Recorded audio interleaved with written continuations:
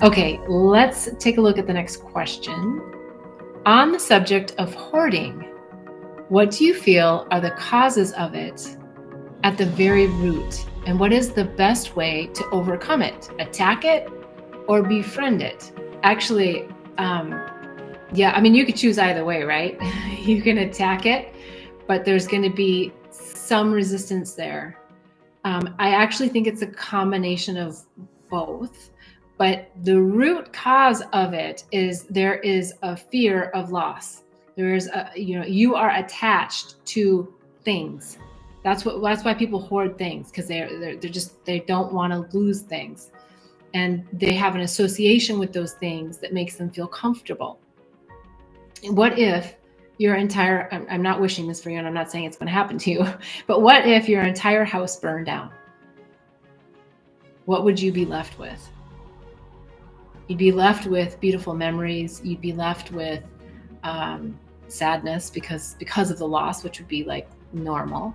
But you'd be left with freedom, because you wouldn't have the weight of all of these things around you, having to decide, where should I move it? What should I do with it? Should I store it? Should I organize it? Should I toss it? Should I give it away?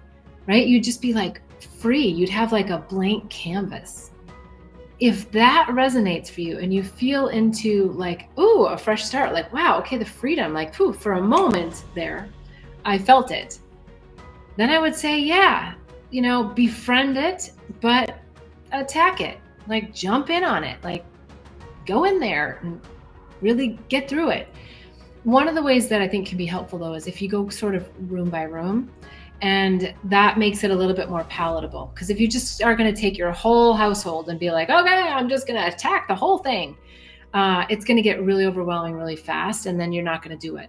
And if I don't know what your place looks like, but if you're really hoarded, like you just have stuff everywhere and you've lived in your place for a long time, maybe you just say, I'm just going to take my desk. Like if you have a desk that you sit at, or I'm just going to take like my chair where I have all my magazines or my books or whatever you have around you, and just like make a spot that you say, I'm going to work on this spot. And I think you're going to find that once you clear the energy of that place, that oh gosh, I'm kind of inspired to do a little bit more. And if you're not ready, then you're not ready. It's fine. Then you've got like one space that's a little bit cleared. You're going to find that there is a difference in energy when you start clearing out the old. And, one of the typical practices that a lot of wealth coaches will talk about is giving and receiving energy around money, right? And so the more you give, the more room you open up to receive, and you can choose what you want to receive. So I'm using that analogy about money because it's an energy that I think a lot of people want to hoard their money. They want to hang on to their money. And when you hang on to your money, that energy around it becomes more stale, and there's more of a scarcity feeling that you might lose it. And so the more we can feel the practice of just like giving and receiving. So if you give, in fact, I'm going to give a little example. I hadn't cleaned out my closet in a little while, and I had a lot of stuff. And part of me just was like, I just don't want to just like go dump it somewhere. And part of me was like, well, I could sell stuff online, like some things that still even had price tags on them. Beautiful stuff. It just was stuff that I knew I wasn't going to wear anymore, or wasn't going to wear at all. But I was like, I just don't know if I want to take the time to like sell this stuff online one by one, right? So it was kind of this real quandary for me. And I got beautifully invited to an intentional clothing exchange.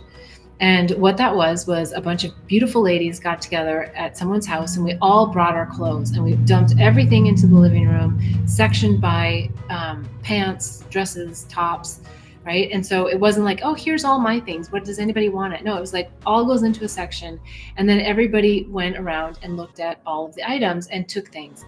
And the beautiful part of it was not only did I clean a lot out of my closet, but I felt so beautiful about seeing other people excited about their new things that were my old things. And then we were on a thread together, and we talked to each other on text, and, sent pictures of each other in each other's clothes. And I absolutely love that, because I was like, oh yeah, I really feel the beauty in giving, right? And giving. It wasn't like you bring 5 things and I bring 5 things. It wasn't. It was just bring whatever you have, whether it's 5 things or 500 things. And we just exchange. And then the rest of the things went to a donation. So then I felt like, oh, okay, well, then all of those things that no one wanted or chose went to beautiful nonprofit associations. So it really was just such a great thing. So I'm just recommending that for you as well, that there are places that if you don't, or maybe you have a group of friends, like if you're, you can call up a bunch of buddies and say, hey, I got a bunch of stuff. Like I have a hard time giving away, I'm making this up, if this is for men, right? Like I have this power tool, but like, you're never going to use the power tool. Like you just know innately, like I'm probably never going to use this power tool again for X, Y, or Z reason. And yet it's a great tool and you don't want to just dump it. Right? Like, well, what if, I've never seen this, but wouldn't it be great if guys like had like, like power tool exchanges, like garage trinket exchanges, and they just like swapped tools. So it doesn't have to just be clothes. It can be anything. It can be like, you can start a new group. If you're retired and you want something to do and you want to meet other people, like-minded people, then depending upon what you have, maybe it's a book exchange. Maybe you get together and you exchange books. Maybe you even just call a local coffee shop and say, hey, I want to do like a book exchange every Friday. I'm going to, can we partner on this? And they say, sure, we'll put it out on our, on our post that every Friday from, I'm making it up, 8 to 10, you can come and bring your books and put them all in a pile and talk to each other. Maybe books on spirituality or books on motorbikes or books on, yoga. And so people can come to that coffee shop based on a particular topic. I mean, this is just coming to me. I love this idea. Maybe I'm going to have to do this myself, especially when it comes to books or something that we might have a lot of and want to keep circulating, right? So yeah, get on it and befriend it with all of the tips and tools that I just expressed so that it doesn't feel forced, but that you do have that like, I got to take action. And when you take action based on that intrinsic fire in your belly, like you actually feel really good about doing it because there's going to be community or, something more that's going to come. It's such a beautiful thing. All right. It's been so much fun with you guys today. If you've liked anything from it, please subscribe, hit the bell, like the videos. It's so helpful in the algorithm. Go to bethbell.me. There's so many more resources. I'm launching a bunch of new stuff. If you haven't already seen it, please check it out, bethbell.me. I look forward to seeing you next week at 11:11 Pacific time on Sundays. All right. Enjoy the week.